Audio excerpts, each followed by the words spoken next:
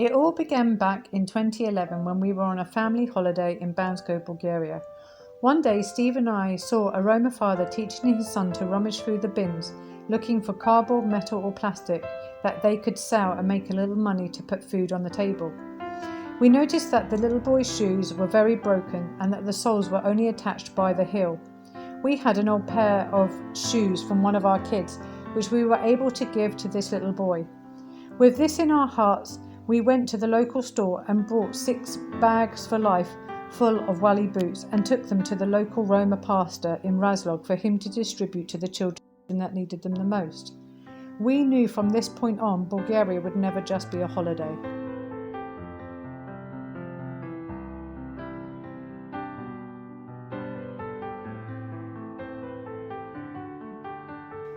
We started to visit the day centre and children's home back in 2013. We first went there to drop off children's clothes. When we were shown around, we saw these beds.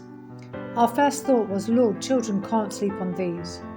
By faith and with only £250 in the bank, we went to the local furniture store to put in an order for 14 new beds with mattress protectors. Our friend told us that they would probably take 2 weeks to arrive, but the lady in the store who ordered them said that they would be there the very next day. I put a message out on Facebook to all our friends that prayed and asked them to pray as we needed a miracle. Within 24 hours we had enough money to buy the beds, the mattress protectors as well as new pillows. Prior to what God did with the beds, there was just one Christian staff member who was teased by her colleagues for going to church each week and for not being an Orthodox Christian. Because of what God did with the miracle of the beds, her colleagues said to her, "We have seen what happened. There must be something real about your God." This has flung the door wide open for us to visit this place for many years. We have been able to take Christmas presents and chocolates at Easter, as well as get to play with the children and see their beautiful smiling faces.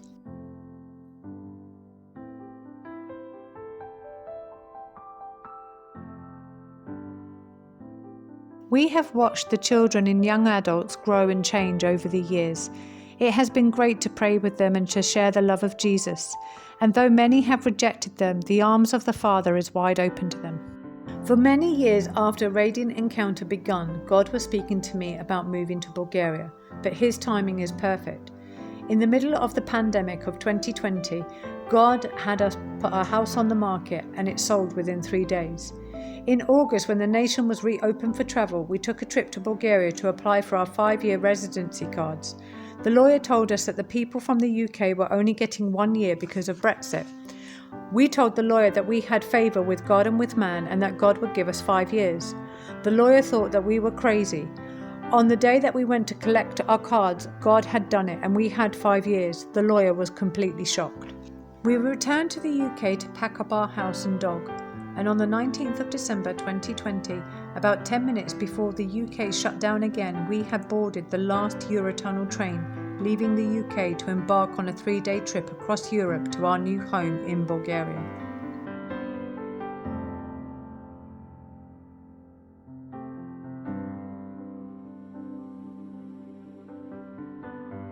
One of Radiant Encounter's foundational scriptures is Matthew 25, verse 35 to 36. For I was hungry, and you fed me. I was thirsty, and you gave me a drink. I was a stranger, and you welcomed me. I was naked, and you clothed me. Here in Carmen, these verses have been a reality. Back in 2020, during COVID, many of the people of Carmen and the surrounding areas of Kazanlak were out of work and very hungry. Pastors Dimitar and Altenka, who run the Roma Church in Carmen, started a feeding program daily for anyone who needed food. This is where God opened a door for us to be able to financially support their feeding program. They were seeing and feeding over 500 people a day. Over the years, we have clothed many poor families. Time and time again, we have seen children come to get clothes and shoes with nothing on their backs or on their feet. By the time they leave, they are fully dressed and have a bundle of clothes to take home. Radiant Encounter believes in showing God's love and value to people in practical ways. Kazmira is one of the poorest Roma areas in Kazanlak. It is built on a disused rubbish dump. Here we have been able to clothe many families as well as give them supplies of nappies and dental hygiene products. Up until a few years ago, it did not have any running water in this village. The people would need to travel to a nearby village of Carmen to fill water containers daily. When we heard about this, we asked how can we get water into this village. With the permission of the local mayor and financial miracle from God, we managed to get water connected up and plumbed into the village centre of Casmira.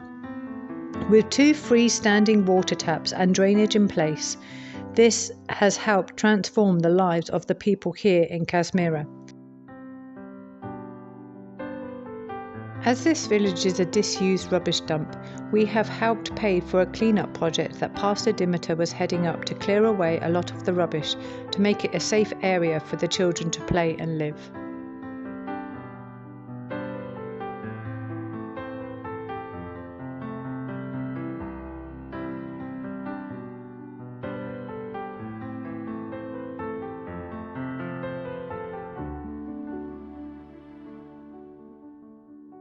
This village is our neighbourhood, and where better to start to share the love of Jesus than here.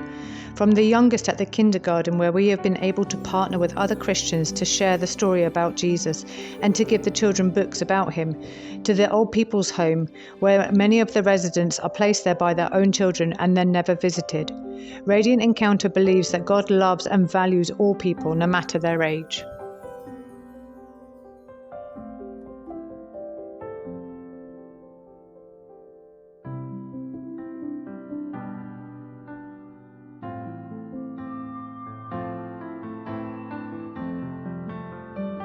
In 2022, Bulgaria saw a lot of Ukrainian women and children flee the Ukraine because of war. God allowed us to help and befriend many of them here in Kazanlak and in different parts of Bulgaria. We partnered with other Christians and organizations in Bulgaria and were able to give food and clothing to many who had fled with just the clothes on their back. We have been able to pray for the women and children who have seen and heard things that no one should have to live through.